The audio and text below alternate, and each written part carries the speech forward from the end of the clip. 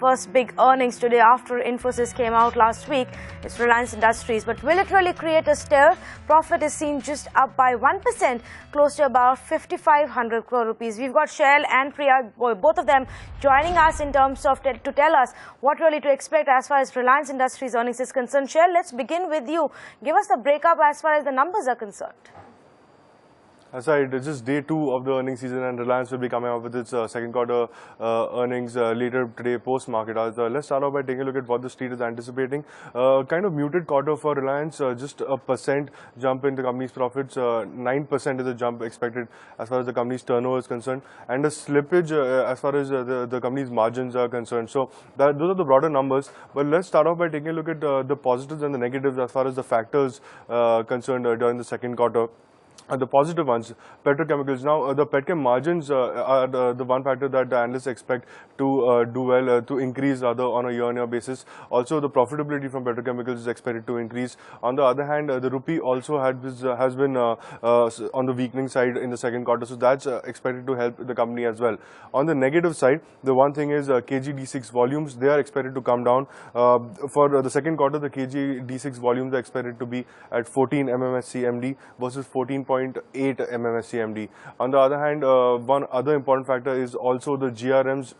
They're expected to see a downward slide as well. When you're looking at most of the analysts, they're seeing a GRM range of anywhere between $7.5 to $8 per barrel. So that's the overall range that analysts have been speaking about. We are seeing we have taken an average of most of the analysts, and it's approximately at those $8 a barrel kind of number for the second quarter. So any number beyond this would obviously be a slight bit of a positive. So these are the overall factors to watch out for as far as Reliance Industries second quarter earnings is concerned. And dwindling volumes at KG-D6, of course, is one of those factors. Let's talk about KG-D6 a bit more. Priya is here with more details on that. Priya, that remains the biggest concern for Reliance Industries, domestically speaking. Just take us through the entire set of overhang that currently exists over there.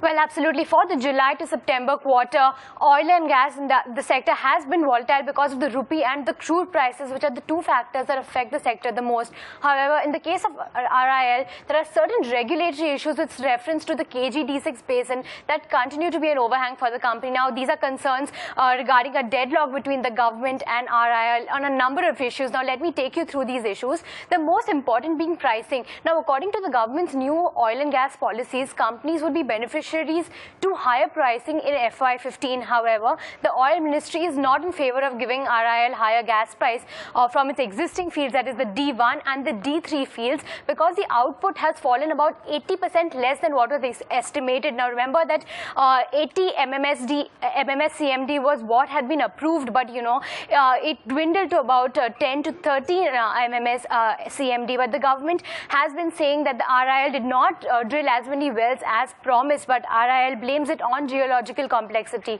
Now, remember that the company had been forced to shut 9 wells due to the high volumes of water and sand seeping in, which affected production.